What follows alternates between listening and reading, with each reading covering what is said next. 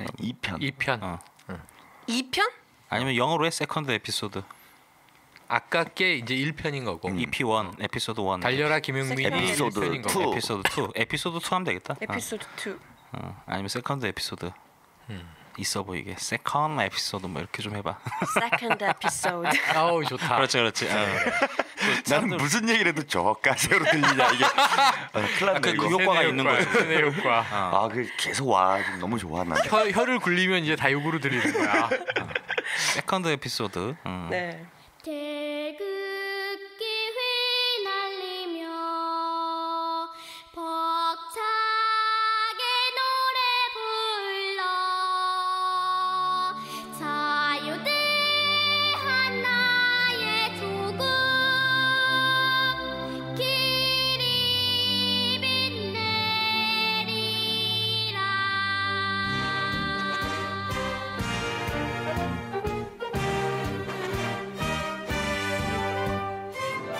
생방송 애국전선. 높은 산 깊은 곳 적막한 산하 눈 내린 전선을 우리는 간다. 젊은 너 승자가 이 프로그램은 방송심의위원회의 심의 규정을 준수하지 않습니다. 애국전선 4.11 총선 특집 Second episode. 투표가 쥐약이다. 이상해. 나는 나 이거 아니 나 병인가 봐. 영어 발음을 굴리는데 진짜 욕으로 들린다. 다 굴려. 굴리면 욕이야 이제. 그래 진짜. 저 조선식 된장 영어 발음. 세컨드 에피소드. 세컨드 에피소드. 세컨드 에피소드. 네. 세컨드 에피소드 이렇게 할 걸 그랬나? 네. 아나운서 맞아. 투표가 쥐약이다. 투표가 쥐약이다죠. 그냥 가. 뭐 편집 귀찮아. 투표가 쥐약이다. 원래 하지도 않잖아 뭘. 아 근데 이게 에피소드가 많으니까 그렇지. 오늘 밤새야 돼요. 아 오늘 또 예. 이게 여유가 없어 또. 아니 뭐 총선 승리를 위해서 뭐 하루 근데 밤샌다고. 지금 뭐. 우리가 이제 이틀 동안 네. 계속 수류탄을 까서 던져야 되거든. 네. 지금 이제 전쟁 계시지 뭐.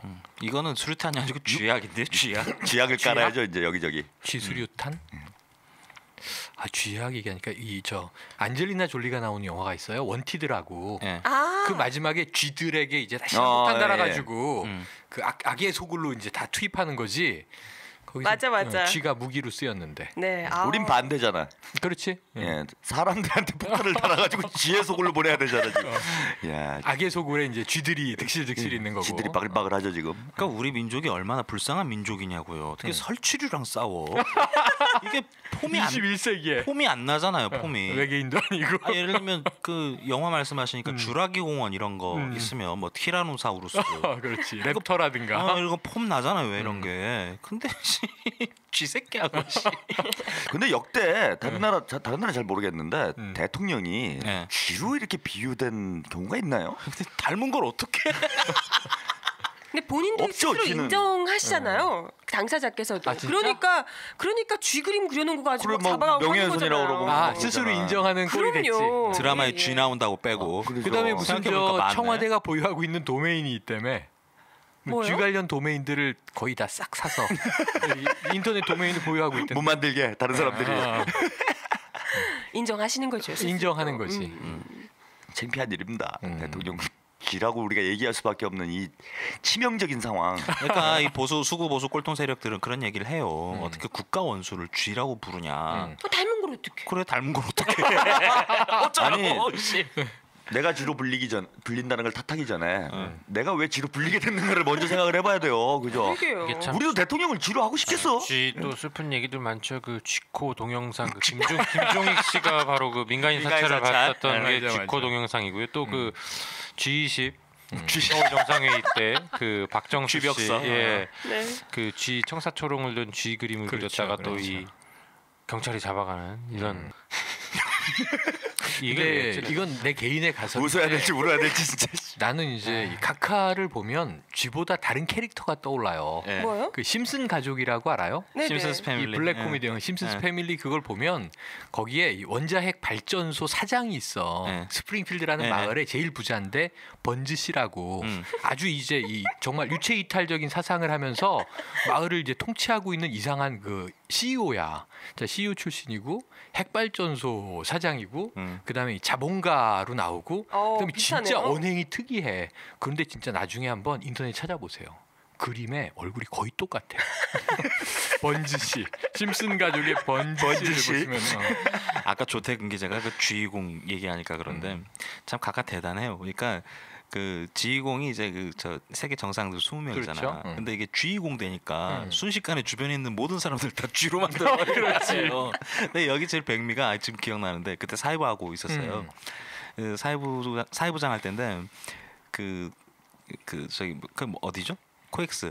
코엑스에 둘러쳤지. 코엑스에 나무가 있는데 감나무예요. 감이 안 떨어져 밑으로 바람이 부는데 한겨레 기자가 그걸 봤네. 생각난다. 이걸 묶어놨어 이거. 맞아요, 감 안 맞아요. 떨어지게. 감을 안 떨어지게. 철사로 묶어놨었어요. 이거 문학적 감수성 마지막 잎새. 아 대단해. 대단하신 분들이야. 아 그때 장난 아니었어요. 연출력과 상상력이. 그때 꽃이 아직 피기 전이었거든요. 꽃이 심은 거예요. 근데 이게 얼까봐 위에 비닐로 덮어놓은 그렇지. 거죠. 갑바천하치 위에. 그 서울 저기 광장에. 그럼 우리 각하의 감수성은 어린 왕자인데 거의 그 꽃을 사랑하는 어린 왕쥐지. 어린 왕쥐. 맞다. 아, 나 저 번즈 씨 찾아봤어요. 진짜 닮지 않았어요? 닮았어. 닮았어, 정말 닮았어. 여러분 한번 찾아보세요. 진짜 이렇게 닮기도 근데 쉽지 난- 않은데. 뭐 카카도 비슷한데 형님 닮은 건데. 근데 그 각하의 스토리를 각하 형님 스토리를 닮았다. 보면 하는 행동이 진짜 똑같아요. 거의. 약간 이 세상과 동떨어져 있는 사상을 갖고 있거든. 지금 여러분께서는 생방송 애국 전선을 듣고 계십니다. 카카가 지금 그 꺾기도를 탑재하셔가지고 어쨌든 김용민 씨 뒤에 숨는데 성공했어요. 그쵸. 성공했어. 그런데 우리가 이제 왜 투표가 쥐약이다 이렇게 말씀을 드리는 거냐 하면 뭐 청취자 여러분들 수준이 워낙 높으셔가지고 다 아실 것 다 알고 같은데 계시죠? 이번 선거는 각하 심판이에요. 그렇죠. 누가 뭐라 그래도 각하 심판인데 카카 혼자 승선 거죠. 예. 지금은 각하는 없어지고 김용민 씨만 남았어. 이건 정말 위험한 거죠 이게. 그렇죠. 우리 다시 각하를 또 꺼내야 된다. 어제죠 낙곰수에서 이제 그 시청 앞에서 네. 퍼포먼스 대형 퍼포먼스를 했죠. 3두 예. 노출하셨죠? 3두. 조퍼먼스라고도 하던데. 조퍼먼스. 조퍼먼스를 했는데. 조를 썼죠. 거기서 뭐 이런 얘기를 했어요. 4월 11일은 각하데이다. 그렇죠. 각하데이. 예. 보통 뭐 무슨 매달 11일 뭐 빼빼로데이 뭐 이런 게 있잖아요. 매달 14일. 14일인가요? 그죠, 그죠. 예. 근데 11일은 각하데이다. 그러니까 원래는 4월 14일이 중요한 날인데 11일에 묻혀버렸어요. 11일이 데이인 거는 11월 11일 빼빼로데이밖에 없고 4월 14일이 블랙데이거든. 그죠, 그죠. 검은 옷 그러네. 입고 이제 화이트데이, 발렌타인데이 그냥 보낸 남녀가 이 짜장면 먹고 블랙커피 마시는 날이거든요. 스스로 한탄하면서 나는 왜 짝지가 없을까 뭐 이런 거. 근데 4월은 이제 11일 각하데이가 더 중요하게 떴죠. 그러니까 4월 11일 날 각하데이를 만든 다음에 블랙데이를 각하한테 헌정을 해야 돼요. 근데 완전 블랙을 시켜버려야 블랙데이 됩니다. 전에 지금 전 뭐냐면 4월 11일에 투표율이 70% 넘으면 예. 우리가 아주 큰일을 지금 고초를 당하게 돼 있잖아요. 미치겠네. 그러니까 이게 넘어야 되는데 또 넘으면 너무 힘든 거야. 근데 12일 날 정오에 막 모이기 너무 힘들잖아. 예. 이 선거 끝나자마자 거의 밤샜을 텐데 다음 날 어디서 그 옷을 구해서 우리가 모여. 근데 그 다음 날 금요일이 13일의 금요일이에요. 그러니까 4월 11일 총선 끝나고 그 다음 날이 13일의 금요일이고 그 다음 날 토요일이 블랙데이인 거지. 그러니까 각하데이를 필두로 그냥 막 데이가 있어 지금. 아니, 나 상상했어. 뭘? 여기 그 저기 라디오 있잖아요. 네. 라디오 이제 어깨 이렇게 올리고 그 독수리 형제 슈파 이거 틀어놓고 피켓 들고 청와대 가는 거지. 근데 저는 이러면서 저 솔직히 이제 70% 우리가 이제 이 내기를 했을 때 많은 분들이 지금 하고 있잖아요. 예, 하는데 사실 다 이분들이 안 될 거라는 걸 알면서 이제 확신을 가지고 사실 하는 거예요. 예, 70%가 넘어가면 이거 혁명적 상황입니다. 제가 볼 때는 그쵸. 시민혁명이다. 다 뒤집어진다. 200석 나온다. 예, 확신합니다. 예, 그래서 저도 에이 뭐 그냥 대충 70% 해놓고 무슨 독수리 형제 있긴 뭘 입어 멋있는 척 하는 거지 이렇게 생각을 했는데 투표율이 가까우면 가까워질수록 초조해. 나 미치겠다니까. 투표를 하겠다라는 이거 여론조사 하지 않습니까? 선관위나 이런 데서 그렇지. 투표를 하겠다라고 의사를 밝히시는 분들이 점점 늘어나고 있어요. 지금 거의 76%예요 현재. 예, 이거 좀 심각한 사태로 가고 있고 제가 볼 때는 진짜로 지금 느낌이 안 아니 좋은 지금 게 투표 독려 방송을 하고 있으면서 무슨 일단 우리가 살 길부터 찾아야지. 제가 대충 느낌이 65%까지는 온 것 같아요 지금. 아니 뭐 쫄쫄이 한 번 입는다고 죽나까지 거. 죽어요 그러면. 애가 둘이야 애가 둘. 제 아들이 지금 칼 갈고 있어요. 독수리 오영재 맨날 보면서. 여기 저 최형님은 애가 지금 신입생이에요 대학교. 그것도 이 패션 디자인 학생인데. 그러면 이번에 우리 독수리 오영재 옷을 직접 아니, 따님에게 맡기시면 돼요. 이게 좀 달라요. 저는 아이가 이제 7살인데 미운 7살인데 예. 20살이 되면 그냥 하루 쪽팔린 거잖아요. 그렇죠. 우리 아빠 왜 저럴까? 아니 하는데 하루 쪽팔린 게 아니고 저는- 의절 당하고 끝이지. 나는. 저는 얘가 어떻게 되냐면은 아버지에 대한 새로운 환상이 생깁니다. 우리 아버지는 독수리 오영재야 하면서 유치원에 다니면서 슈퍼 히어로다. 아빠가 이런 분이야. 그럼 유치원에 가끔 그걸 입고 가야 돼요. 그렇지. 이거 심각한 문제예요 저는. 그건 맞아. 유치원 원장님 전화가 옵니다. 선생님 한번 입고 와주시면 안 될까요? 아이들을 위해서 안 갈 수가 없잖아요. 같이 가야 돼. 같이 가야 되고. 뻑하면 5명? 유치원 행사 있을 때마다 가가지고 뭐 이런 거 해야 되고 팔 올리고. 전 심각한 문제입니다. 생명의 위협을 느끼고 있어요 지금.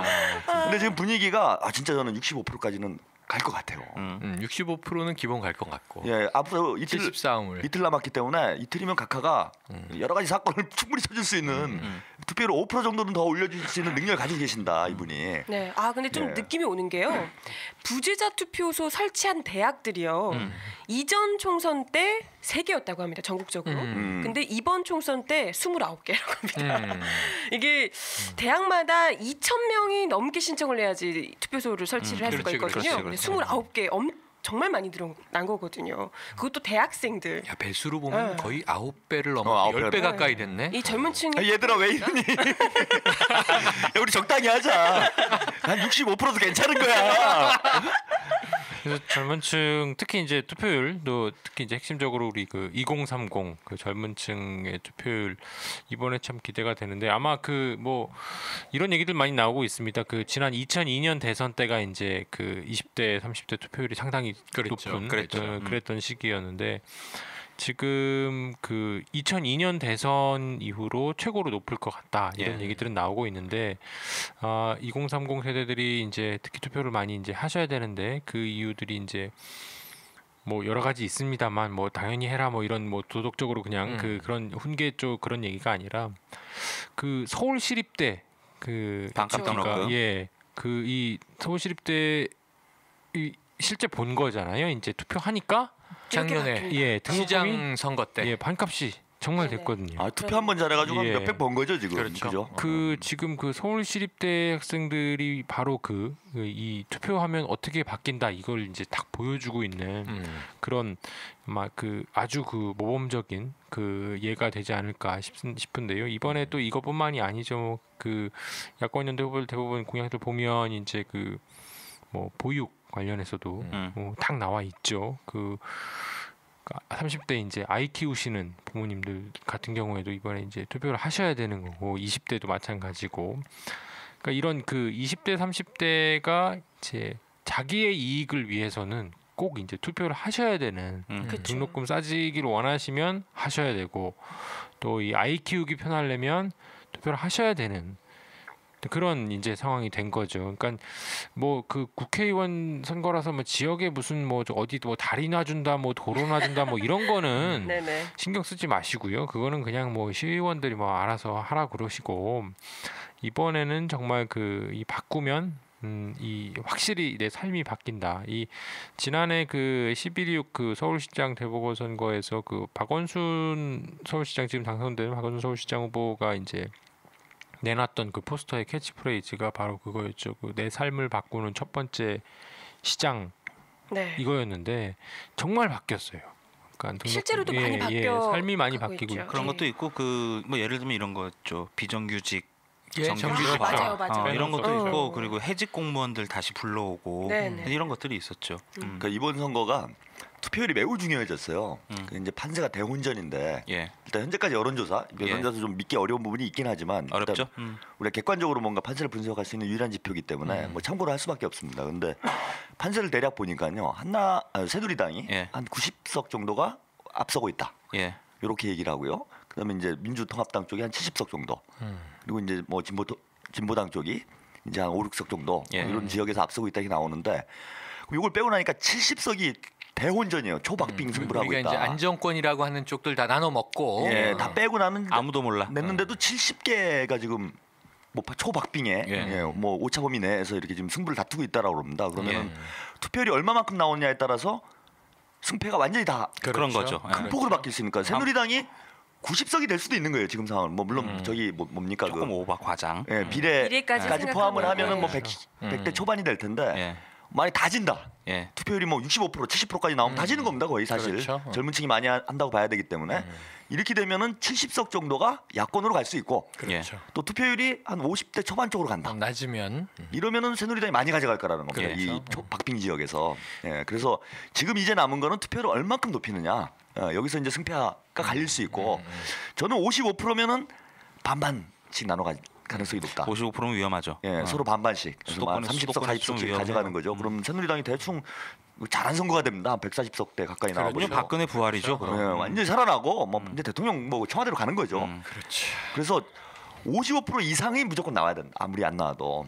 지금 뭐야? 왜 이렇게 55% 약하게? 너무 약해. 그 마지노선을 제가 말씀드리는 겁니다. 그래서 60%면은 뭐 야권이 저는 한 160석 정도 가져가지 않겠냐. 예. 그리고 60한5%면은 170석, 180석도 바라볼 수 있고 이게 70%면은 200석도 불가능한 상황은 아니다. 그러니까 굉장히 투표율에- 보수적으로 분석하는데 오늘 투표율에 따라서 쫄쫄이 읽기 읽기 쉽지 않다는 거잖아 지금. 유리민의 아니 유치원 근데 끌려갈 것 같아서. 쫄쫄이에 대한 공포는 다 있어요. 쫄쫄이에 대한 공포는 아니, 다 저는- 있는데 저는 뭐 개인적으로 공포가 몸매가 되거든요 아직. 전 현석훈 기자가 걱정됩니다. 솔직히 지금 되게 간사한 요정의 목소리 들었어요? 네가 몸매가 돼? 이거지. 몸매 되게 좋구만. 당신은 저렴한 땅개들의 수다.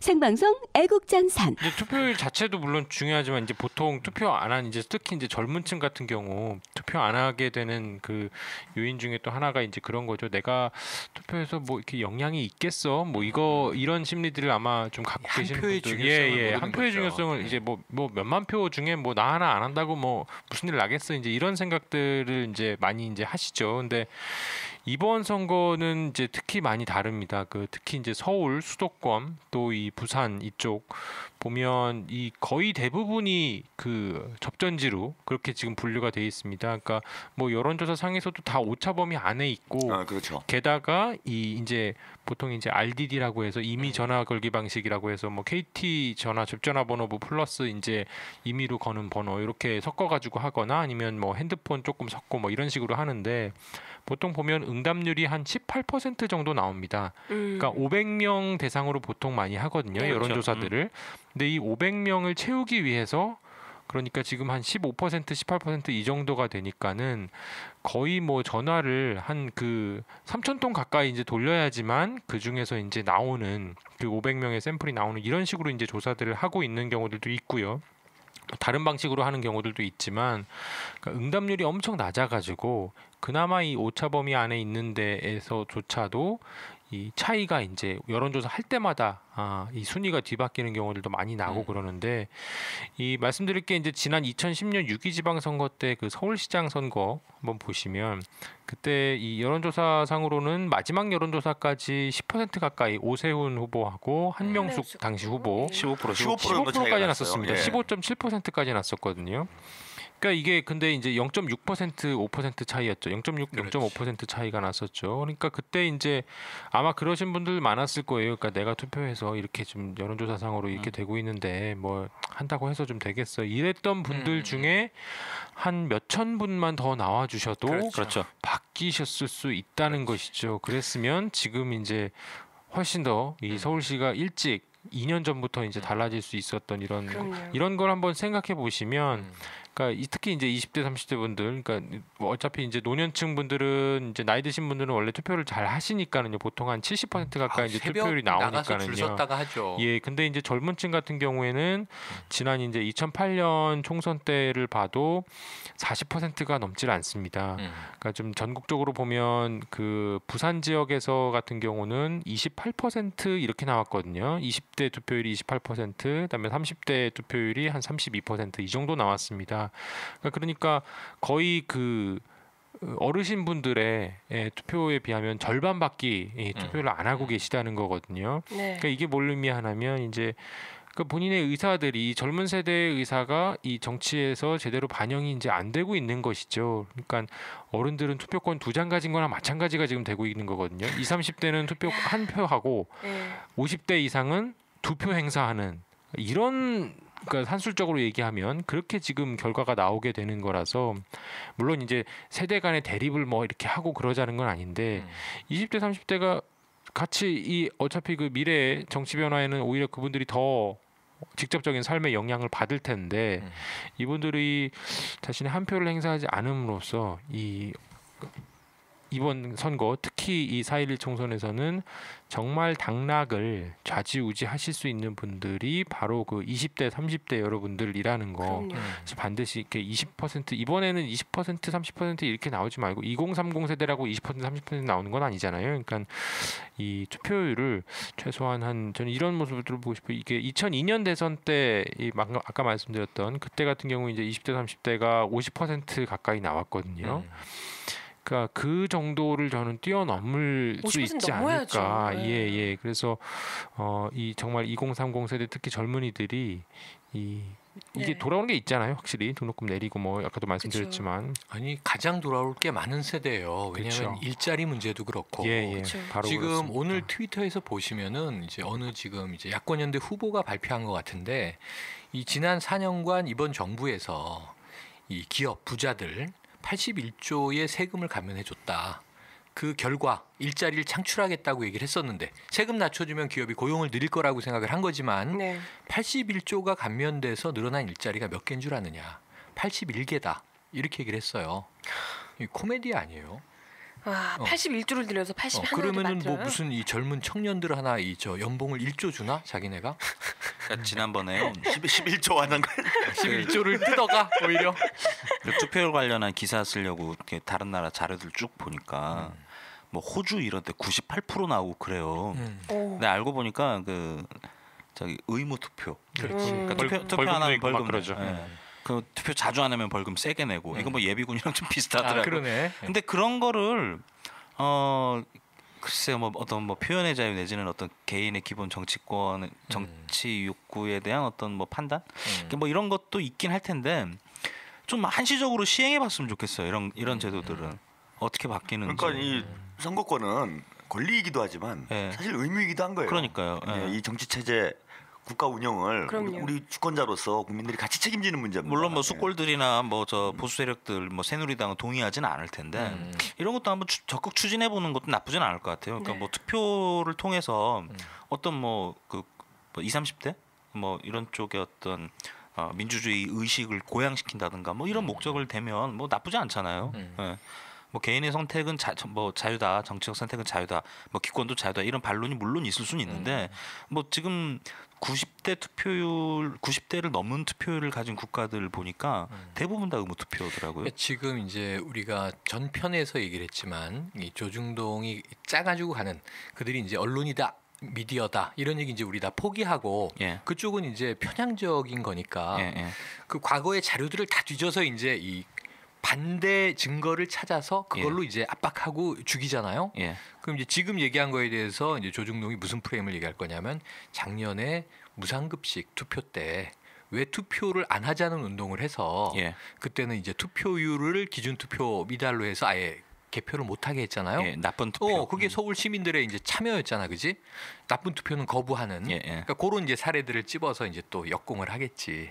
근데 뭐 개념은 다르긴 하지만 뭐 그냥 이제 찬반 투표였고 이번에 이제 선호 투표라는 게 이제 다르긴 한데 맞아요. 그 룰 자체가 다른데. 그러니까 20대 30대 분들이 저는 또 하나 말씀드리고 싶은 게 이제 그런 거죠. 지금 이제 정권 심판 얘기 나오면 무슨 저 이제 그렇게 생각하시는 젊은 분들도 계실 거예요. 뭐 잘 모르겠고 뭐 이런 분들도 많으실 텐데 뭐 이번에 그 방송사 파업 언론들 이제 파업을 하고 있죠. 그 방송 3사하고 이제 연합뉴스 이렇게 파업들을 하고 있는데 그 무한도전이나 뭐 1박 2일 보시고 싶으시면은 투표를 하셔야 되는. 그렇지. 예. 그게 제일 빠른 길이에요. 예. 그리고 뭐 이게 지금 그 좀 창피하잖아요. 그 지금 아마 이 선거에서 20대 30대가 투표에 참여하지 않아 가지고 이게 그 이명박 정부에 대한 어떤 그 일종의 좀 승인하는 지금까지 4년 동안에 5년 동안에 면죄부를 주는 그런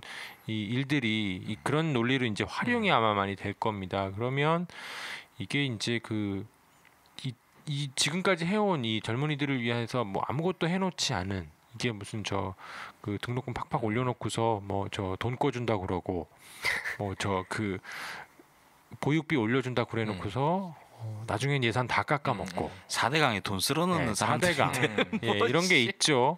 그러니까 이런 것들을 이게 이제 그 선거에서 그렇게 되면 이게 그냥 그걸 이제 면죄부를 주면서 이제 승인을 해주는 거죠. 그렇게 되면 이게 이게 창피하지 않겠습니까 이게? 그러니까 이게 정치 과잉 시대라는 생각을 저는 하는데 우리 국민들이 정치에 대해서 이렇게 감시해야 되고 관심을 가져야 되고 뜯어봐야 되고 정말 전문가가 돼야 되고 한미 FTA 법조문 열어봐야 되고 국회의원들이 다 이 게을러 터지고 혹은 다른 흑막 때문에 제대로 국정을 끌고 가지 못하는 부분들에 대해서 시민의 감시가 그 어느 때보다 중요해졌잖아요.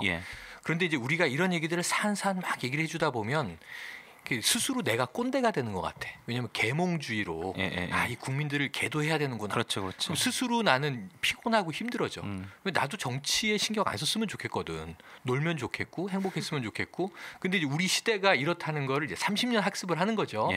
지난 주말에 애들을 데리고 그 콘서트를 갔어요. 무슨 패밀리 콘서트인데 싸이가 나와서 이제 노래를 하는 거야.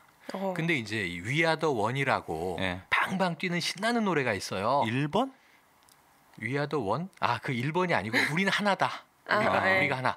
이게 이제 월드컵 때 응원송으로 쓰였던 건데 그거 할 때 이제 싸이가 뛰어 그러면 이제 사람들이 막 뛰거든요. 근데 올림픽 체조 경기장에 8,000명이 모여 있는데 흔들흔들하겠네. 나 혼자 뛰면 진동을 못 느끼죠. 사람들은 싸한데 나 혼자 뛰면 저 미친 애들 아니야 이럴 텐데 8,000명이 동시에 위아래로 뛰니까 이 체조 경기장이 진동이 쿵쿵쿵쿵 하면서 이 가슴 심장 박동하고 싱크로가 되면서 흥분이 막 극대치가 되는 거지.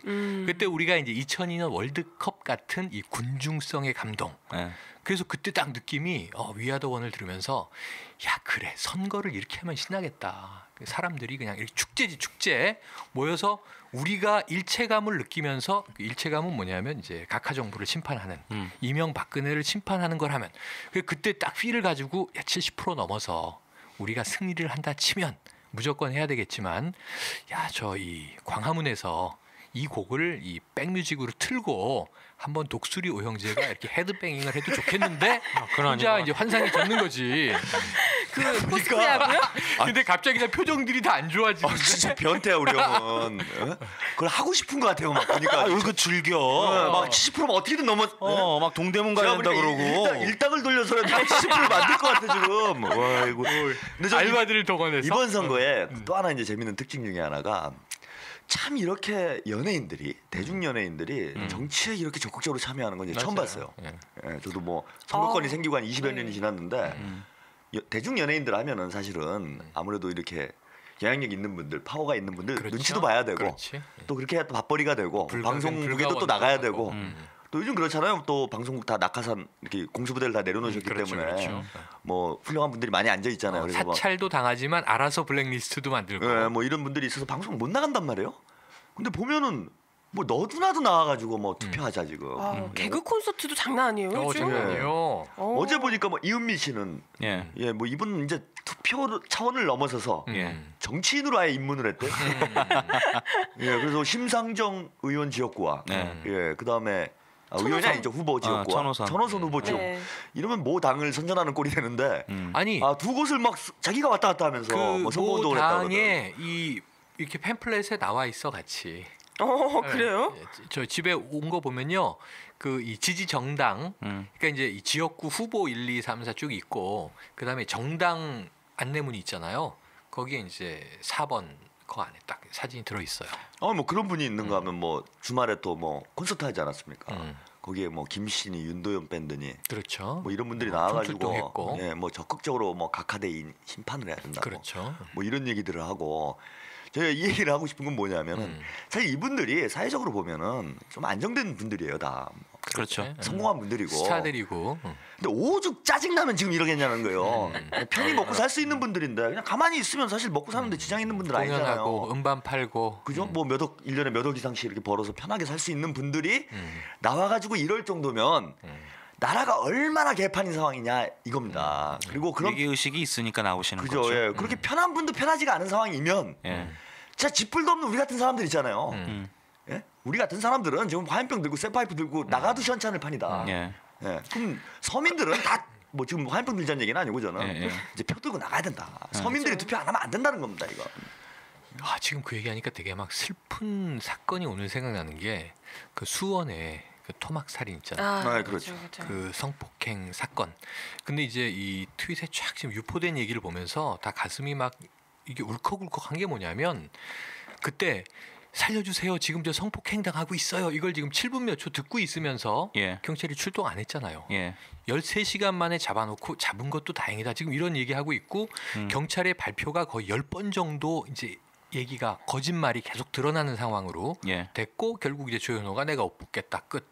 근데 이 무슨 얘기가 회자되고 있냐면 이 트위터리안들이 만약 내가 당신이 그런 위급 상황에 처했을 때는 내가 지금 폭행당하고 있다. 이렇게 경찰에 신고하지 마라. 지금 나 촛불 들고 있다. 얘기해라. 즉시 달려온다. 그러면 이게 얼마나 우리 시대를 풍자하는 가장 슬픈 얘기가 됐어 난 오늘. 진짜 너무 슬프네요. 치안의 얘기로 얘기하면 경찰이 안 온다는 거지. 참 우스갯소리지만 시국으로 끔찍한 얘기하면 거죠. 온다는 거지. 우스갯소리로 청와대- 넘어갈 수가 없는 청와대에 그 촛불 끔찍한 들고 얘기입니다. 진군하고 있어요. 이렇게 하면 바로 오겠네요. 그렇지. 저 투표하러 갈 거예요. 그럼 오늘. 그렇지. 그러면 뭐. 그래서 이번 선거에는 저는 뭐 다른 생각 하지 말아야 됩니다. 예, 오직 각하 한 분만을 그리면서 예, 각하 한 분만을 생각하면서 투표장으로 우리가 총진군을 해야 돼요. 다른 방법이 없습니다. 그죠? 그리고 지금 뭐 불법 살처 문제 지난주에 얘기를 했지만은 이게 뭐 대통령이 하야 되는 건이에요, 사실은. 민간인 사찰. 민간인 살처. 이거 대통령이 하야 되는데 2, 3일 사이에 또 휙 사라졌어요. 이게 김용민 뒤에 그렇죠. 숨었다. 예, 지금 김용민 씨가 드리는 딱 건데. 아니 먹어버린 거죠. 막말하고 불법 사찰하고 어떻게 거기 숨기나요? 아니 먹을 게 없어갖고 사찰을 먹어버려가지고. 각하의 꺾기도 내공이. 이게 진짜? 이분이 다시 이제 그 무공을 연마하시는 거지 청와대에서. 그러니까 이런 색깔이 분인데 다르잖아요. 이분이 물러나시겠냐 이거예요. 그렇지. 이게 사실 물러나셔야 될 일인데 그러면 이거 정리를 해야 됩니다. 역사적으로 평가를 해야 되고. 이 새누리당은 이명박근혜, 그러니까 저 갑자기 이름이 생각 안 나는데 야당이 이명박근혜라는 신조어를 만들어서 우리 새누리당을 공격한다. 이제 뭐 이런 얘기 하시던데. 그래요? 그러니까 이명박근혜 저작권이 원래 저 각하 거잖아요. 그렇지. 각하가 지난번 그 포스터에 썼죠. 그 저기 언제야 그 저 후보 경선할 때 박근혜 위원장하고요. 그러니까 이런 걸 보면은 그 이건 되게 단적인 예인데 이 새누리당 이 양반들이 뭐 SNS 무슨 뭐 그리고 뭐 저기 이준석이 내세워서 뭐 젊은 애들 뭐 표심 잡고 이제 뭐 소통한다 이제 이런 식으로 얘기는 하는데 정작 그 트위터에서 돌아가는 건 몰라. 모를 수밖에 없지. 그러니까 그런 얘기를 하는 거지. 토론에 나가가지고. 토린 막 도망가고.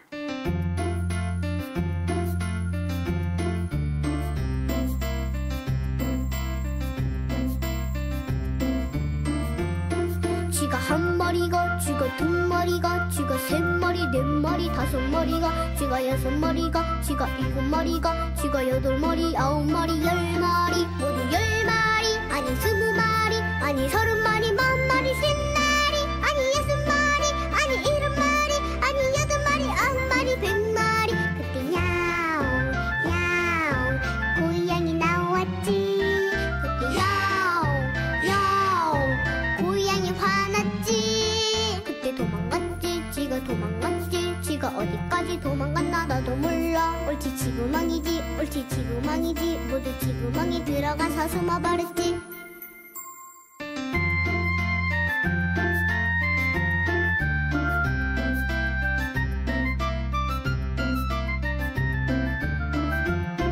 쥐가 한 머리가 쥐가 두 머리가 쥐가 세 머리 네 머리 다섯 머리가 쥐가 여섯 머리가 쥐가 일곱 머리가 쥐가 여덟 머리 아홉 머리 열 머리 모두 열 마리 아니 스무 마리 아니 서른 마리 마흔 마리 쉰 마리 아니 여섯 마리 아니 일곱 마리 아니 여덟 마리 아홉 마리 백 마리 그때 야옹 야옹 고양이 나왔지 그때 야옹 고양이 화났지 그때 도망갔지 쥐가 도망갔지 쥐가 어디까지 도망갔나 나도 몰라 옳지 지구망이지 옳지 지구망이지 모두 지구망이 들어가서 숨어버렸지 사람들은 마음 따로 몸 따로 후원하죠. 마음의 선물이 진짜 선물이라는 배고픈 세상. 은 중요하지 않아요. 중요한 건 그래서 민중의 소리가 CMS 후원을 원하고 있다는 거죠. 723-4266 CMS.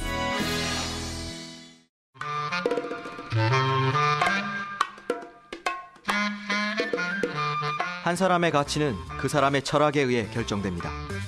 그릇된 철학은 그릇된 삶을 낳고 참된 철학은 참된 삶을 낳습니다.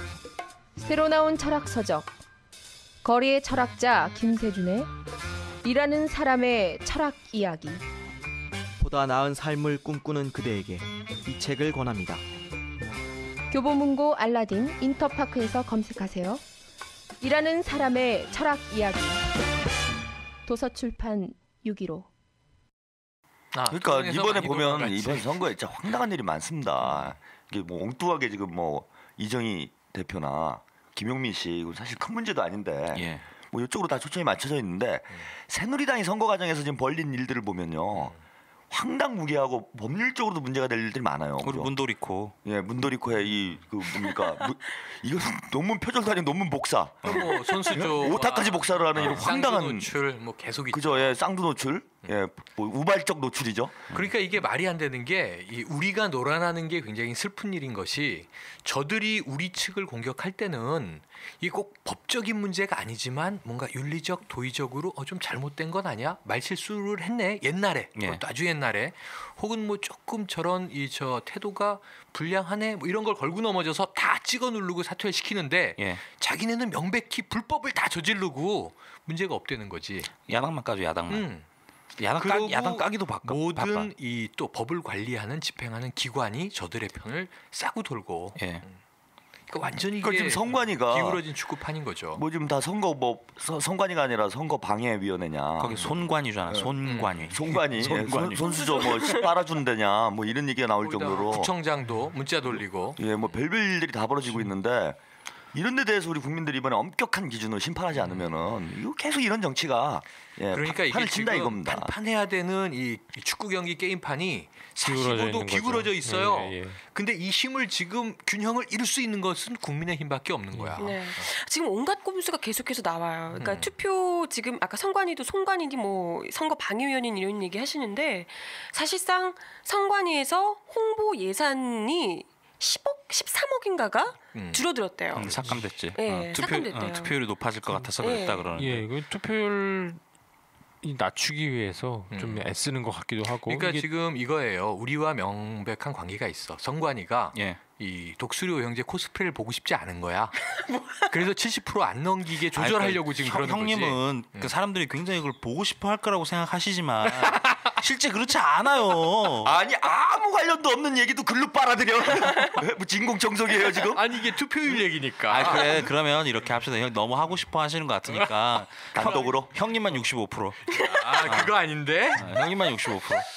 또 투표를 낮추는 또 전략들이 이제 뭐 언론들이 계속 그 조중동 등 보수 매체들이 이제 그런 변태 이미지로 가는데 프레임들을 또 쓰고 있죠. 그러니까 이 마치 그 이 진흙탕 싸움인 정치판 이런 식으로 이제 구도를 몰아가면서 이를테면 이제 여기는 논문 표절 나오고 여기는 막말 나오고 저기서는 무슨 아까 뭐라 그러셨죠? 재수 씨를 뭐 성폭행하는 내일도 내일 나오겠죠. 뭐. 살다 이런 그 일본 야동 추접한 새끼들은 내가 처음 봐요. 그러니까 이런 정서들이 있으면 이제 아이 더럽다 이러면서 아이 투표 안 해 그놈이지 이제 이렇게 이제 만드는 그런 전략들도 좀 있을 것 같고요. 그러니까 이런 거에 또 넘어가시면 안 되고요. 이 여기에 반드시 이제 가셔가지고 이제 심판을 하셔야 되고.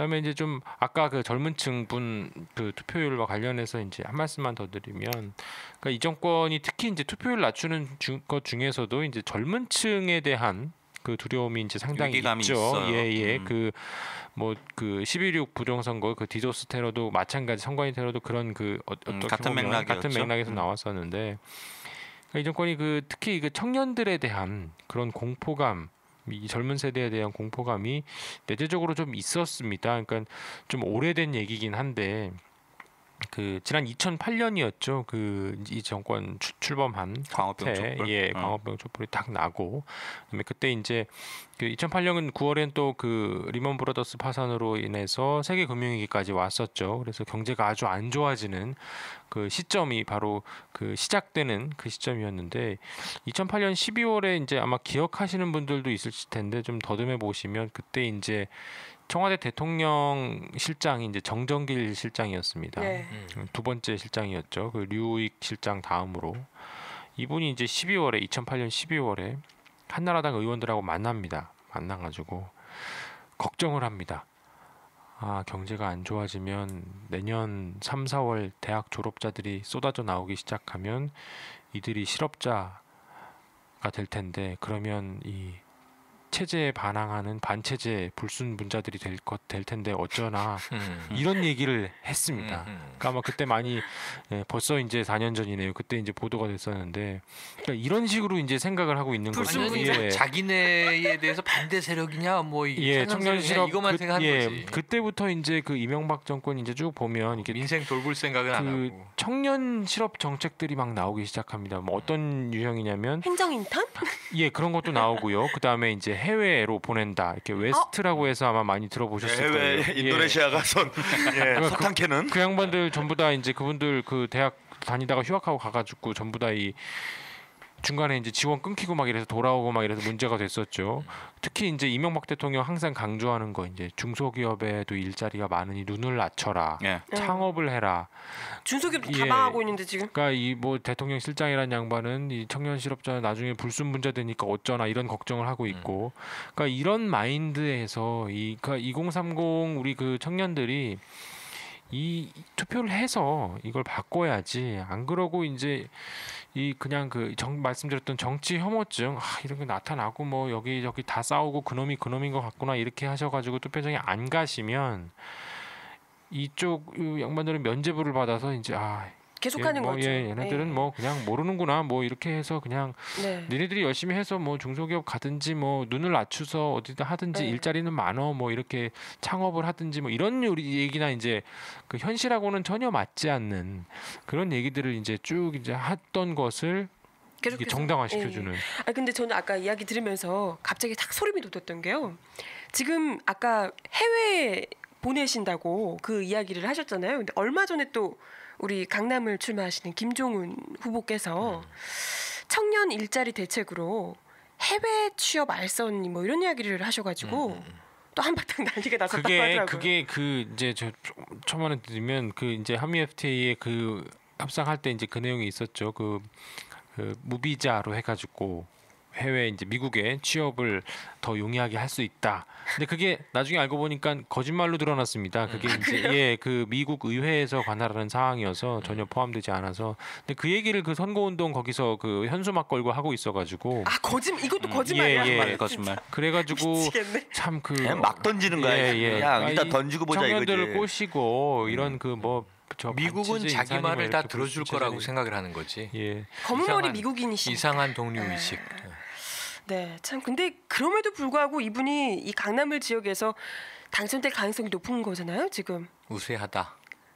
참 미치겠네, 정말 미쳐버리겠네. 강남에 젊은이들이 없나? 젊은이들이 계실 텐데요. 그러니까 이건 지금 젊으냐 저는 뭐 사실 좀 세대 간의 지금 대결로 선거판이 좀 굴러가고 있어서 뭐 그런 얘기를 많이 하긴 하는데 이게 젊으냐 늙었냐 혹은 돈이 많냐 적냐 뭐 저는 이런 대결이 아니라 상식과 비상식, 그렇죠. 진실과 거짓의 대결 국면입니다. 그러니까 좀 인간으로서의 최소한의 품격과 인간으로서의 최소한의 상식을 가지신 분들은 이번에 투표를 어떻게 해야 될지가 이게 답이 나와 있는 거예요. 그러니까 나는 그게 가슴이 아픈 게 인물이 국회에 입성하는 것은 이 경쟁자들이 경합을 해서 한 명이 선출되는 거잖아요. 근데 문제는 그 한 명의 얼굴이 그 지역민들을 대표해 버리잖아. 반반 박빙이라고 했더라도 어쨌든 한 표라도 이긴 양반이 들어가는 거잖아요. 예. 그럼 강남 우리가 뭐 3구 얘기하는 특구 이런 쪽은 아까 얘기한 상식과 비상식, 진실과 거짓의 대결에서 왜 절반 이상이 혹은 뭐 다수가 거짓과 비상식을 선택하는 지역으로 남아야 하는 거야. 난 이해가 안 되는 거죠. 그러니까요. 이게 뭐 정치 원론 막 이렇게 가면 좀 재미가 없을 것 같긴 한데 맨날 하는 얘기 있잖아요. 그러니까 타워팰리스 투표율 83%, 거기 뭐 여당 지지율 뭐 70% 이상. 그래서 뭐 이렇게 나오는 일종의 계급 투표라는 거잖아요. 그러니까 있는 사람들과 배운 사람들 그리고 가진 자들은 정확하게 나의 이익을 위해서 일해줄 사람들을 선택을 하는데 나머지는 그렇지 않다는 거잖아요. 그러니까 뭐 쉽게 얘기하면 뭐 민주노총 조합은 70만이라고 하는데 뭐 70만이라고 치자고요. 70만에서 70만 명이 다 야당을 찍을까요? 그렇지 않을 거 아니에요. 그렇죠. 70만 명이 야당 찍었으면 세상에 혁명이 일어났겠지. 그러니까 산술적으로는 이 선거가 답이 다 나와 있어요. 왜냐하면 노동자가 1,500만 얘기를 그렇죠. 합니다. 그러니까 뭐 꼭 민주노총 소속은 아니더라도 전체 노동자들이 1,500만인데 이 노동자가 찍어야 될 당은 딱 정해져 있잖아요. 오래된 숙제다. 옛날 민주노동당 이렇게 노동당이 아니 이름이 노동이 들어가잖아. 일단 찍어줘야 되잖아. 안 찍어 그런데. 근데 절대 안 찍죠. 근데 1,500만 농민이 한 300만 정도가 됩니다. 그럼 농민들도 FTA 하는 정당을 찍을 수는 없잖아요. 그 제일 치명적인 그 타격을 입게 됩니다. 그럼 1,800만이 나와요. 그 계산이. 거기에 뭐 대학생들 뭐 한 300만 된다고 합니다. 그러면 대학생들 대체적으로 보면 좀 진보적이고 이런 성향을 갖지 않아요. 그럼 거의 한 2천만 정도가 2천만 정도가 사실은 새누리당을 찍으면 안 되는 기본적으로 위치에 있는 거예요. 자기가. 그러니까 절대 찍으면 안 되는 거예요, 이게. 계급성으로 보면 그래요. 그죠? 그러니까 그걸 한 새누리당을 찍는 건 자해행입니다, 그죠? 자폭을 하는 거예요. 나를 죽여주세요. 나를 비정규직, 난 정규직이 너무 싫어요. 비정규직으로 평생 살고 싶어요. 등록금 1년에 2천만 원씩 냈으면 너무 행복할 것 같아요. 일자리 만들지 말아주세요. 저는 놀고 싶어요, 죽을 때까지. 너무 일하는 게 싫습니다. 뭐 이런 생각이 아니라면은 찍으면 안 되는 거고 2천만 표면은 지난 대선 때 우리 각하께서 역사상 가장 많은 표를 얻었다 이렇게 얘기하잖아요. 표차로 당선. 표차 가장 큰 표차로 했는데 한 1,100만 표 정도밖에 안 됩니다. 반도 안 되는 거죠. 실제 이 노동자. 그러니까 이제 지지 받은 표가. 실제 받은 표가 한 1,000만 표 정도니까. 1,100만 표 차이가 안 되는 줄 알고 깜짝 놀랐어. 1,100만 표 정도를 받은 건데. 그럼 쉽게 얘기하면 노동자들만 다른 사람들은 몰라도 노동자들만 야 우리가 뭐 노동자들 친화적인 노동자들에게 좀 도움이 되는 대통령 만들어 보자라고. 노동자들만 투표를 제대로 해도 그럼요. 각하 같은 분은 절대 대통령이 될 수가 없다는 거예요. 그럼요. 상식적으로. 맞아요. 그런데 이제 여론조사를 해보면 골 때리는 게 나옵니다. 사실은 무슨 게 나오냐면은 이제 정당을 딱 지지율을 분석하잖아요. 1등은 새누리당. 그러면 이제 지지층의 성향이 나와요. 그런데 희한한 게 저소득층, 블루 칼라, 그다음에 저학력층, 새누리당 지지율이 상당히 높습니다. 그렇죠. 미쳐버리죠 그냥. 그리고 가장 소득이 높은 당이 어디냐면 그 지지층의 소득이 가장 높은 당이 진보당이에요. 참 우리나라 좋은 나라입니다. 계급의 장벽을 허물어서 서로 하나 되자고 이러는 건지 완전히 다른 방향이 나온다. 그러니까요. 이게 저도 그렇게 봐요. 그러니까 지금 우리나라에서 민주주의, 그러니까 투표로 누군가를 당선시킨다는 것 자체가 그렇게 긴 역사를 가진 게 아니고, 그렇죠. 그리고 그 와중에 진보 정치가 어떻게 말살돼 왔었던 과정들이 있잖아요. 그리고 실제로 뭐 민중당 거쳐서 그 민주노동당이 탄생이 되고 민주노동당이 한 10년 그리고 이제 통합진보당까지 온 건데, 그러니까 엄밀히 말하면 진보 정치는 지금 10살 조금 넘은 거예요. 그렇죠. 그러니까 10년에 이만큼 온 거는 전 대단한 진전이라고 봐요. 그렇죠. 이거는 뭐 어떻게 보면 뭐 지금 그 전여옥 씨가 그 국민생각 비례 1번이죠. 이 아줌마가 제일 정확한 얘기를 해요. 그 거대 민주당이 조만한 진보당한테 끌려다닌다. 이거는 힘이 있어서가 아니라 명분과 노선이 옳기 때문에 그런 거잖아요. 한미 FTA에 대해서 올바른 태도와 자세, 그리고 지금 뭐 반값 등록금 문제부터 시작해서 지금 새누리당이 계속 퍼붓는 복지 정책도 전부 다 진보 정당이 민주노동당 시절에 다 뿌렸었던 거란 말이에요. 이건 정책이 옳기 때문에 얘네들이 베껴가는 거잖아요. 그러니까 그렇기 때문에 저는 이게 발전 가능성이 대단히 높고, 지금 이렇게 뭐 야권 연대를 이정희 대표 중심으로 끌고 가는 게 저는 이 진보 정치 10년 역사가 말해주는 나름의 어떤 정치 성과다. 이렇게 보거든요. 그러니까 좀 그 뭐 형님도 그 행동대장님도 그렇고 뭐 저도 그렇고 보면은 왜 계급 투표를 안 할까 막 속이 뒤집어지는데 10년 동안 그것만 봐와서 그런 거고 저는 이게 한번 이 물꼬가 터지기 시작하면 정말 정신없이 바뀔 거라고 생각해요. 그러니까 거기서 나의 계급성을 어디서 찾아야 되느냐 이거는 이명박 너는 1%고 나는 99%야 덤벼 여기서 출발해야 된다는 거죠. 이게 포인트가. 그러니까 새누리당은 정확히 1%가 나오는 게 맞는 거예요. 네. 그렇죠. 그러니까 자유선진당 수준으로 빨리 돼야 된다 이게. 그리고 뭐 또 중산층도 있고 하니까 민주당이 한 뭐 30-40% 1%면 정당 소멸인데? 그런가요? 아니 난 그거 아니 이름 자주 바꾸니까 계속 바꾸면 되지. 그게 우리가 네. 이게 수학에 익숙지 않고 산수로 생각하기 때문에 1%를 굉장히 우습게 생각하는데 더 냉정하게 보면 1%도 안 돼야 돼요. 0.1%가 맞아요. 99.9%가 하나의 공동체고 그렇죠. 사실 그 아주 기득권층이라고 얘기하는 사람이 5천만 명만 인구를 잡아도 50만 명이 1%인데 50만 명 중에는 전에 디테일조가 중요한 얘기를 했지만 월가에서 1% 인터뷰를 해보니까 나 1%인지 몰랐다. 나 그냥 의사고 열심히 인술 펼치고 나 교수고 열심히 가르치는데 내가 뭐 특허권도 있고 뭐 수입이 많다 보니까 내가 1%에 들었네. 근데 나의 의식은 난 상식이고 시민이고 민주주의자야.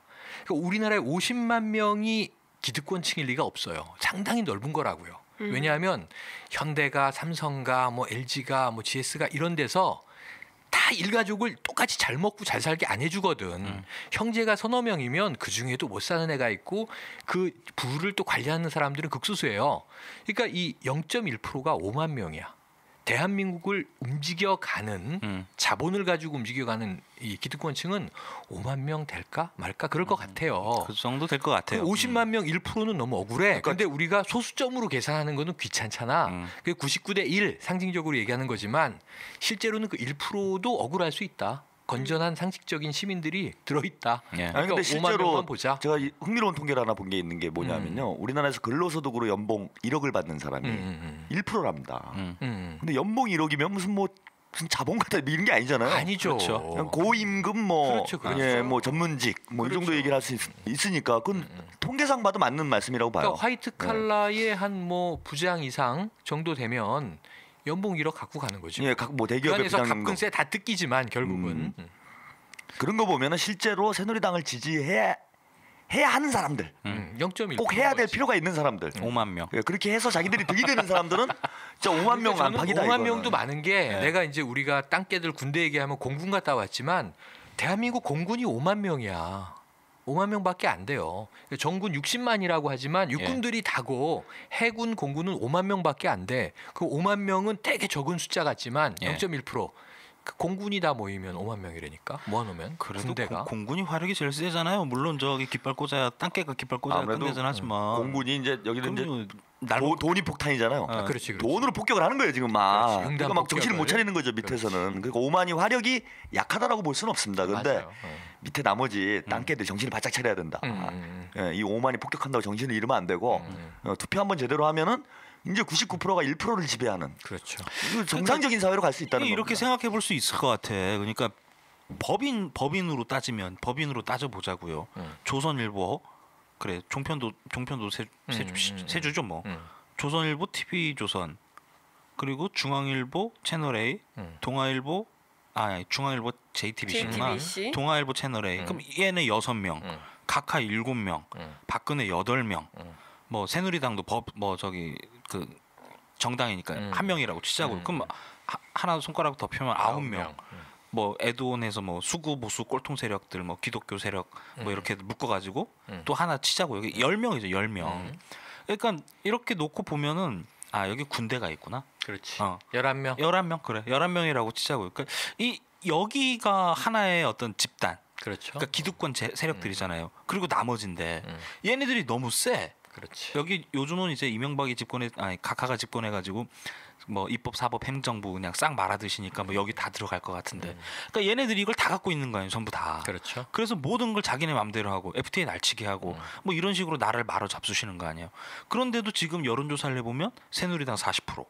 이건 문제가 심각한 거지, 이건 진짜. 네. 학습 능력이 없는 거예요. 이쯤 되면 정말로. 이렇게 됐는데도 불 뜨겁게 돼서 화상을 심하게 입었는데도 뜨거운지 모르는 거잖아요. 네. 너무 돼가지고 오랫동안 익숙해. 감각이 없어진 거예요 지금. 익숙해. 그러니까 화상을 입어갖고 손상이 오면 피부에 감각이 없어질 수 있잖아요. 그러니까 60년 동안 계속 화상을 당하니까 그러니까 우리가 감각이 없어진 거 아닌가. 이건 뭐 이제 애국전선 깔때기라고 볼 수도 있지만 그렇게 얄팍한 얘기가 아니고 우리가 왜 너희는 종북 좌파 진보 계열인데 애국이라는 말을 쓰니 처음부터 그 얘기를 많이 들었잖아요. 그러니까 이 애국이라는 말을 60년간 장악한 거야 저들이. 그죠. 우리가 나라를 사랑하고 나라를 지키고 나라를 보호하고 나라를 돌보고 나라를 관리하고 사실 알고 보면 나라가 우리 거고 이렇게 막 가고 있는 건데 나머지 국민들은 그 60년 동안 세뇌받아 온 거니까 저 집단이 아니면 나머진 다 뭐 간첩 정말. 근데 그게 2012년 현재 선거에서도 이 빨갱이들아 뭐 어버이연합 얘기를 듣지만 어버이연합뿐 아니라 어르신들이 공공연히 쓴단 말이죠. 저 간첩들, 이 종북들. 저한테도 엄청나요. 아무런 근거도 빨갱이라고. 없는데 우리가 지금 그런 얘기를 듣고 있잖아. 나처럼 이 건강한 상식과 정말 이 지성을 가진 대한민국 민주주의를 신봉하는 보통의 시민이 빨갱이, 진보, 종북 얘기를 들어야 되면 그러면 진짜 우리 행동대장님 같은 분은 얼마나 고생이 많았겠어 그동안. 난감한 거지 보면 볼수록. 아니 저는 행복해요. 왜? 난 변태야. 나를 때려줘. 왜 김용민을 때려?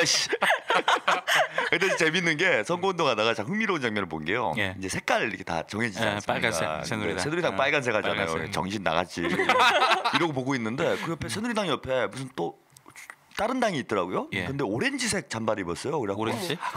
일부 몰지각한 구민노당계들이 아직도 정신을 못 차리고 저러고 다니는구나. 그러고 저는 봤더니 국민 생각이야. 오렌지색이 국민 생각이야. 헷갈리게 왜 주황색이야? 이것도 미쳤나 그래서요. 이념적으로 탈선을 했나 지금. 색깔이 바뀌었고. 그러니까 이 사람들도 제가 볼 때는 이게 어떤 심리적 작용이 있다 봅니다. 뭐냐? 탈색을 하는 거예요. 저는. 탈색. 탈색을 한다 지금. 탈색조네 탈색조. 그러니까 요즘 뭐 복지 얘기하고 새누리당이 뭐 이런 얘기 많이 하지 않습니까? 이게 민생 얘기하고. 민생 얘기하고 이게 자기들이 할 소리 아니잖아요. 서로 매너가 없는 거예요. 서로 할 게 있고 안 할 게 있고 그죠? 복지 얘기도 하고. 뭐 낙검수에서 경기동부 얘기하면 우리 기분 나쁘잖아. 그럼 우리 아이템인데 그죠? 뭐 이런 것과 유사하게 하면 안 되는 건데 자꾸 하는 이유는 뭐냐면 얘들 느끼는 거예요 지금. 큰일 났구나. 빨갱이 세상이 오는구나. 일단 빨간 잠바를 입어놓고 있자. 그리고 빨간 잠바 뺏긴 데서는 오렌지색이라도 어떻게 입어보자. 미리 선수 치는 거다. 그래서 나중에 뭐 어떻게 안 맞아 죽으려고 잠바를 보호색이군요. 보호색. 그러니까 실제하지 않는데 우리 사회 공동체 개인들의 집단은 다종다양한 색깔을 갖고 있는데 거기다 색깔론이라는 게 하나의 색깔을 더 씌워버리는 거잖아요. 그러니까 자기네가 이 빨갱이 한 새누리당은 빨개지고 있고 저런 저 북한 하고 있는 이 조선은 조선 로켓의 조선 협찬하고 있고 막 이런 거지. 자기네 정체성을 갖다 붙여. 혹시 조선 채널이 3번 아닙니까? 그런 건가? 조선 3번. 채널 번호까지 모르겠다. 10번이 넘어가는 건 알겠는데. 야, 그거 1번이었으면 어떡할 뻔했어. 파란색이라고? 저는 제가 볼 때는 인공위성 발사하고 나면요 조선일보에 만팩이 또 하나 나갑니다. 인간 미사일. 미사일 타고 뭐 서울에다가 불바다 만드는 이런 장면. 그러고도 충분히 남지 않을까. 근데 아무튼 이제는 자기 스스로들도 위기의식을 크게 느끼고 있다 지금. 그러니까 그러다 보니까 이제 이번 선거도 거칠게 가는 거예요. 탈색도 해야 되고. 뭐 별별 짓을 다 하는 겁니다. 그래서 저는 기회가 온 거다 오히려. 그 사람들이 저렇게 나오는 거는 상당한 불안감을 느끼고 있고. 그러니까 일주일 내내 김용민 씨를 털어가지고 그 흑색 선전 내지는 이제 뭐 온갖 정치 혐오증들을 마녀 사냥의 전형을 보는 거지. 지금. 정치 혐오증을 불러 일으키게끔 이제 편집을 하고 기사를 내고 정치판 정말 더럽다. 아이고 뭔 투표냐. 이제 이렇게 유도하려는 게 그냥 눈에 보이는 프레임이잖아요. 근데 역대 선거에서 얘네들이 이렇게 광분한 건 제가 처음 보는 것 같아요. 총동원하는 거예요 지금. 가장 광분했어. 예전 대선 때도 아니랬던 것 같아요. 그나마 정말 이번은 뭐 경기동부부터 시작해가지고 저까지 계속 오는 거 아니에요. 자기네가 뭐 이 지푸라기라도 있는 건 다 까서 던지고 있는 거죠 지금. 그러니까 이게 과거의 경험 하나를 좀 다시 한번 좀 되새겨봐야 될 게 있는데 2004년 총선이었습니다. 자폭을 했죠. 탄핵을 시켰어요 노무현 대통령이. 말 한마디 잘못했다고. 예, 난리 역풍을 맞았습니다. 뭐 선거 180석이자 200석이자 막 그냥 정말 뜨겁게 달아올랐어요. 뭐 촛불 들고 뭐 몇백만 명씩 나오고 이제 끝났다 한나라다가 종친다. 아주 확신을 했습니다. 그렇죠. 분위기는. 그런데 그때 저는 기억이 나는 게 지금 김용민 씨 사건이랑 유사해요. 정동영 후보가 그 당시 유명한 노인 발언이 노인 비하 발언. 노인 비하 발언이라고 그래가지고 쫙 도배가 되면서 한나라당이 기사회생을 합니다 그때. 천막 당사도 가지고. 근데 지금 생각해 보면요, 물론 이제 정동영 씨가 말을 잘못한 것도 분명히 있지만은 그 말려들었어요. 그렇지. 다 말려들었고 이제 안 되지, 조심해야지. 뭐 정동영 씨 사퇴하고. 그러게 왜 그런 말을 했어? 이런 분위기. 거의 이런 분위기. 왜 이 판에 코를 풀어? 뭐 이러면서 오히려 우리 스스로 자해를 해버리면서 한나라당이 기사회생할 수 있는 기회를 줬는데. 지금도 이건 원래 하는 거라는 거예요. 뭐 김용민 씨 건도 비슷하잖아요. 뭐 노인은 어쨌다, 뭐 저쨌다 하는 게 원래 하는 건데. 원래 하는 거에 우리가 말려들으면서 기회를 자꾸 준다. 이번에는 한번 당해봤으니까 절대 기회를 주면 안 됩니다. 말려들면 안 돼요. 말려들지 말고 뭐라고 짓든지 우리 길을 가야지. 그리고 끝장 얘네가 지금 계속 거짓말하고 있어요. 무슨 거짓말하느냐? 박빙이다. 뭐 130석은 나온다. 130석이냐 140석 싸움이다. 그렇죠. 이렇게 얘기하는 거는 새누리당이 망하지 않는 건가? 이런 착각을 불러일으킨다는 겁니다. 지지층이 아직 많네. 뭐 이런 생각이 되게 그럼 뭐 이번 선거에 과반수 좀 넘고 이러면 되겠지 생각하는데 실제 판세는 절대 그렇지 않다 지금. 그렇죠. 숨은 5%가 있다는 여론조사에 뭐 그런 얘기도 있고 실제 선거 때마다 지금 여론조사하고 실제 투표 결과는 10% 이상 차이가 나지 않았습니까? 그렇죠. 지난 보궐선거 때 서울시장 보궐선거 때도 그랬고요. 그래서 지금은 대참패로 가는 사실은 이미 길이 열려져 있는데 여기에 종지부를 확실히 찍어서 이번에 정리를 해야 된다. 그러니까 우리가 흔들리지 말아야지. 2004년에 한번 밀렸으니까 조금 뺏긴 거 아닙니까? 뺏기고 지금 오진 고생을 당하는 건데 이번엔 바짝 차려가지고 한 180석까지는 기본 가야 된다. 새누리당을 적어도 120석 이하로 내려가지고 그럼 분명히 해산합니다. 제 자신을 합니다. 이거. 왜 해산할 수밖에 없냐면 박근혜 뭐 책임론이 나오게 되고 그럼 또 친이 친박이 치고받고 싸우게 돼 있고 그럼 뭐 분당이 되더니 뭐 다른 길을 찾든지 보수 대연합을 하든지 뭐 이런 다른 방안을 찾아야 돼요. 그래서 지금 승부처가 왔다. 저는 120석 밑으로만 내려버리면은 요 새누리당 우리 정리를 시킬 수 있다. 끝까지 우리 한번 가봐야 된다. 그 방법은 애국전선 총집결령인데 결국은 70% 이상 투표를 해야 된다는 거잖아, 그죠? 절호의 찬스가 온 거죠. 그러니까 애초에 이명박근혜라고 이번 선거는 이명박근혜 심판이다 이렇게 말했던 게 맞는 거예요. 일타쌍피죠. 그런데 중간에 민간인 사찰까지 올 때까지는 좋았는데 이 다음부터는 거의 이제 맥을 못 추고 무너진 거죠. 이쪽 그 공중전에서 땅개들은 뭐 힘이 있나요? 뭐가 있나요? 열심히 지역 다니면서 인사하고 악수하고 명함 뿌리는 거 아니에요. 밑에는 흔들림이 없어요. 위에가 문제지. 근데 이런 걸 왜 못 막아주냐고 왜. 그렇지. 저는요. 매체가 장악돼 있기 때문도 있지만 아까 행동대장님 말씀대로 우리가 흔들려서 그래요. 그렇지. 저 사람 잘못했네? 사퇴해야 되나? 아니 이런 생각보다 우선 먼저 씌워주면 되잖아요. 그렇지. 미안한 거 실수한 거 사과하고 잘못했다 얘기하면 돼요. 그래 열심히 해봅시다. 이러고 손잡고 가면 되는 거예요. 근데 그걸 결론을 내리기까지가 일주일이 걸리는 거죠. 이게 그렇지. 덩어리가 크니까. 그렇지. 그러니까 그동안 계속 공격에 빌미를 주고 방어도 안 되고 후보는 계속 두드려 맞는데 다들 눈치 보고 엎드려가지고 이거 나한테 불똥 튀는 거 아니야? 그러니까 그때쯤 되면은 이 압력이 이렇게 커져서 다 도망가려고 한단 말이야. 멀리 떨어지려고 그러고. 불똥 좀 튀면 어때요? 같이 맞아주는 거지. 뭐 그러고 싸우는 거 아니에요? 그러니까 의연하지가 않아. 어찌 보면. 어쩌면 뭐 저희도 이제 뭐 그냥 뭐 남의 일이다 이렇게 생각하고 말을 막 하는 걸 수도 있겠는데요. 뭐 당사자 입장에서 조금 다를 수는 있겠지만 그런데 기본적으로 어떤 이건 뭐 좋은 표현은 아닙니다. 진영 논리는 필요하다고 봐요. 이런 게 무너지니까 계속 조금씩 먹히잖아요. 그러니까 60년 동안 이 프레임을 짜온 이 선수들, 이 방송과 그리고 신문 선수들, 그러니까 이 양반들이 지금 합쳐가지고 손잡고 싸우는데 무슨 재간으로 당해요. 핸드폰 이거 하나밖에 없는데 그럼 우리도 진영 논리로 싸워야죠.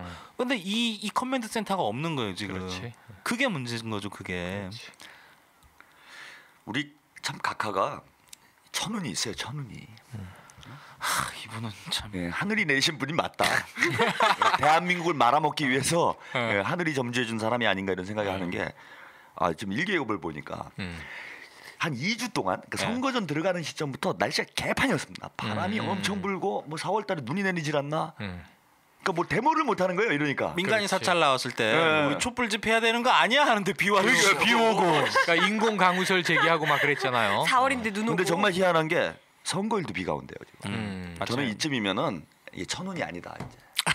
과학적으로 분석할 수 있어. 이건 천운이 아니고 인재다 지금. 인재.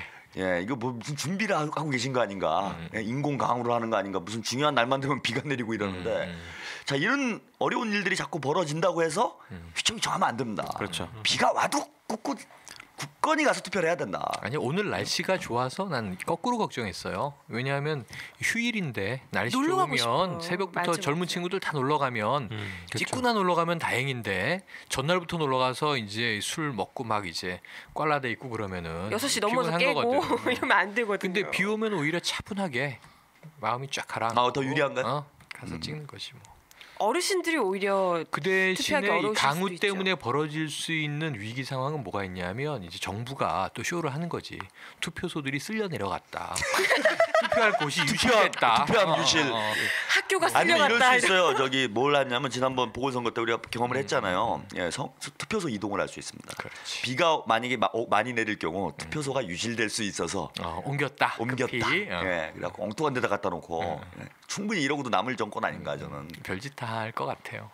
네, 그러니까 미리 투표 시간 다 될 때까지 오늘도 이번은 쉬는 날이잖아요. 그러니까 다 될 때까지 기다리지 마시고 좀 일찍 출발하셔서 또 전날에 미리 투표소 사전 답사 해보시는 것도 좋을 것 같고요. 산책 삼아. 네, 그렇죠. 집으로 다 그 투표소 안내 용지가 왔죠. 그 지난주에 저희 집에도 왔는데 이렇게 다행히 저희 동네는 투표소가 안 바뀌었길래 딱 그대로 가서 하면 될 것 같습니다. 뭐 노는 날이니까는. 네네. 그리고 몇몇 분들이 그 혼돈할 수가 있어요. 왜냐하면 그 보궐선거가 최근에 많았고, 보궐선거라면 이제 늦게까지 투표가 진행되지 않습니까? 8시 아닙니다. 6시에 끝납니다. 그래갖고 나 퇴근하고 또 출근을 해야 되는 분들 꽤 있어요. 그러니까 이제 퇴근하고 나 투표를 하면 된다 이렇게 생각하실 수 있는데 6시까지입니다. 6시. 네. 큰일 납니다. 근데 그걸 또 시간을 정확하게 많이 홍보를 하지 않아요. 지금 선관위에서 홍보를 열심히 안 하거든요. 깎았잖아. 그래서 모르시는 분들이 상당히 많더라고요. 게다가 방송국에서는 4시에서 6시 사이에는 절대 선거 방송을 하지 않는다라는 또 희한한 지침을 만들어가지고 젊은이들 꼼꼼하게 꺾으세요. 꼼꼼하게 지금 관리를 하고 계세요. 꼼꼼하게 아주. 보통 젊은층들이 늦게까지 늦잠 자고 놀다가 한 4시 5시쯤 돼서 투표하러 가야지 하고 뛰어나가거든요. 근데 그걸 막겠다는 거죠. 그렇죠. 아마 모르긴 몰라도 이번에도 그런 방식을 많이 쓸 겁니다. 지난번에도 한번 그랬었는데, 그러니까 투표율을 빨리빨리 업데이트를 해줘가지고 이 홍보들을 해줘야 되는데 왜 투표율이 막 높아지고 있다 이러면 또 가고 싶어지고 막 이러잖아요. 그렇죠.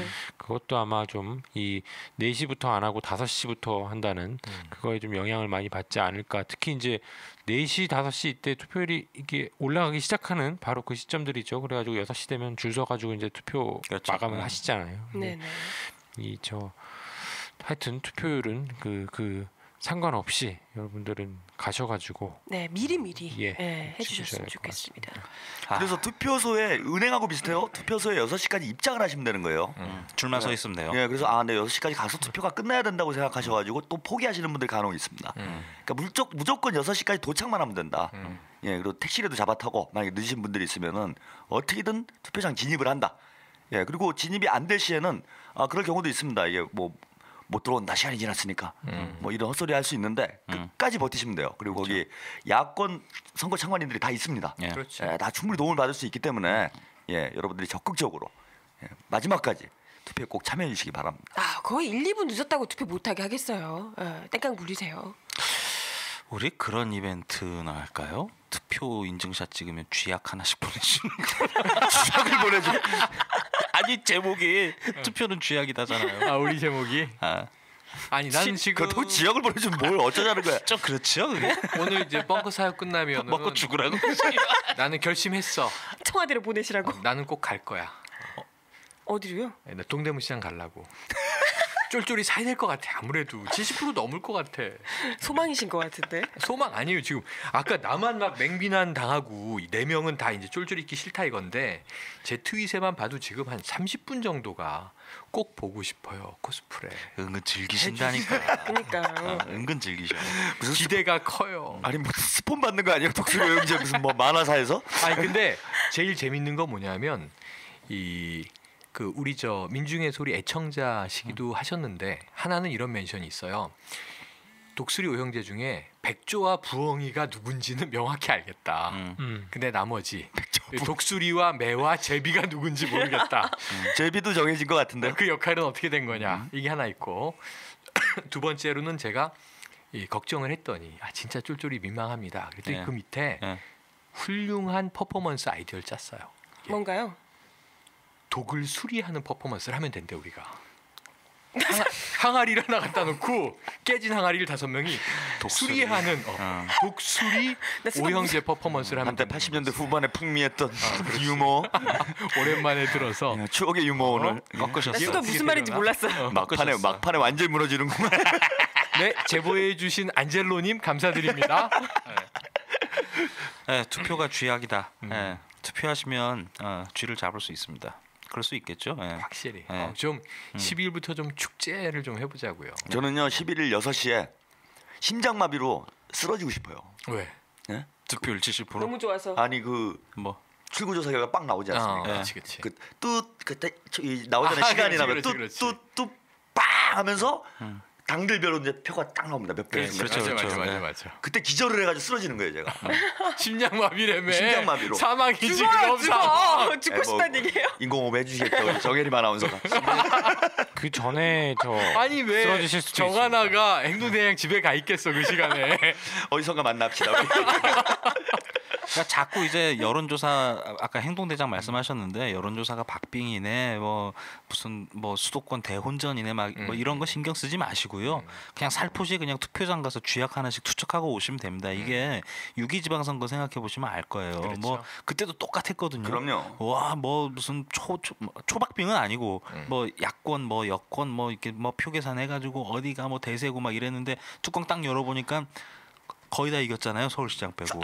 엄청났죠. 네, 근데 집권 여당과 이 조중동 등 이제 이 정말 그야말로 이 허위적인 매체들이 도와주고 있는 게 뭐냐면 아까 한명숙 오세훈 대결 때와 그다음에 지금 이제 박원순 오세훈 대결 때를 우리가 얘기를 하고 있는데 나경원이죠. 나경원 박원순 대결 때를 얘기하고 있는데 그 전에는 이기고 있다라고 얘기했다가 져버린 거고 막판에 그다음에 이때는 계속 박빙 그랬다가 격차가 안정적으로 이긴 거기 때문에 지금 박빙이라고 계속 해보라 이거지. 우겨보시라 이런 거. 끝까지 박빙이라고 해봅시다. 근데 이제 제일 걱정인 건 사람들이 루머가 많아서 야 뭐 정당도 많아지고 해서 투표용지가 길어졌다면서요. 수개표 해야 된다는데 여기 야로가 있는 거 아닐까요? 막 이제 부정선거에 대한 이 사람들의 우려와 스트레스가 너무 커요. 노이로제가 생겼어요. 실제로는 엄청난 격차로 야권연대가 이겼는데 이 TV에서 빠바방 하면서 이제 박빙인 것처럼 숫자를 까버리면. 제가 볼 때 이번 선거 판세는요 박빙이 맞아요. 아 진짜? 예. 박이빙. 진짜는 안 붙이겠어요. 박이빙 되는 겁니다. 예, 빙. 박빙. 예, 박빙한 선거다 이거는. 박이빙 가버리는 거야. 네. 박 들어가는 두 분 이명 박근혜. 네. 양박. 예. 네. 양박. 쌍박. 역사적인 4.11 총선 특집 방송인데 이 우리 방송이 길이 회자될 텐데 사실은 선거 끝나고 나면 결과 보고 아무도 이번 주 거 안 듣겠지만 다음 주 거 빨리 내놓으라 그러겠지만 지금 우리는 어쨌든 70% 이상의 투표를 독려해야 되는 거야. 나 진짜 쫄쫄이 사야 된단 말이야. 그러니까 뭐 저기 투표가 쥐약이다 함께 하셨고 뭐 저기 아니 저는 근데 제가 그 이번 주말에 있었던 여러 가지 기사들을 좀 보면서 굉장히 감동받았던 문구가 있어요. 이 김재동 씨가 지금 미국에 계신데 김재동 씨가 영상으로 보내오신 영상 편지 같은 거죠. 거기 나오셔가지고 투표 독려를 하면서 이런 이야기를 하셨더라고요. 투표율이 70%를 넘으면 70% 정도의 국민을 두려워하게 되고 80%를 넘으면 80% 국민을 두려워하게 되며 90%를 넘으면 정치를 정치인이 아닌 시민과 국민이 할 수 있게 된다. 이런 이야기를 하셨어요. 그러면서 권력이 시민을 사찰하는 게 아니라 시민이 권력을 사찰해야 된다. 이건 투표로 당당하게 말하자 이렇게 이야기를 하셨거든요. 그래서 우리가 뭐 투표율 70% 정말 뭐 꿈의 숫자인 것처럼 이야기를 하지만 우리가 직접 나와서 투표율을 만들어주는 수만큼 그 수치만큼 정부가 권력이 우리 국민들을 시민들을 두려워하게 될 거다. 이걸 알아주셨으면 좋을 것 같아요. 그래서 지금 이번 주제가 투표가 쥐약이다 이렇게 했는데 사실 2012년에 쥐가 웬 말이에요. 이건 뭐 70년대, 70년대 그때 다 잡혔어야 되는 쥐 아닌가요? 그러니까 이 구시대적 산물은 빨리 차치하고 쥐는 쥐약으로 빨리 깔끔하게 보내주시길 바랄게요. 네, 오빠들 쥐 잡으세요. 오늘은 오빠들 표 까세요. 그게 더 괜찮은데? 오빠들 쥐약 가세요. 쥐약을 까세요. 표 까세요 이제. 뜯어야 놓긴 하겠구나. 여러 가지 패러디 버전이 나오네. 1급 현역 이병대상입니다. 친일신문 보수언론, 친일신문 보수언론, 친일신문 보수언론, 친일신문 보수언론. 야, 보기 싫으면 보기 싫다 그래. 다음. 네. 친일신문 보수언론. 이젠 안 보고 싶습니다. 젊은 날의 선택. 조선은 안 본다.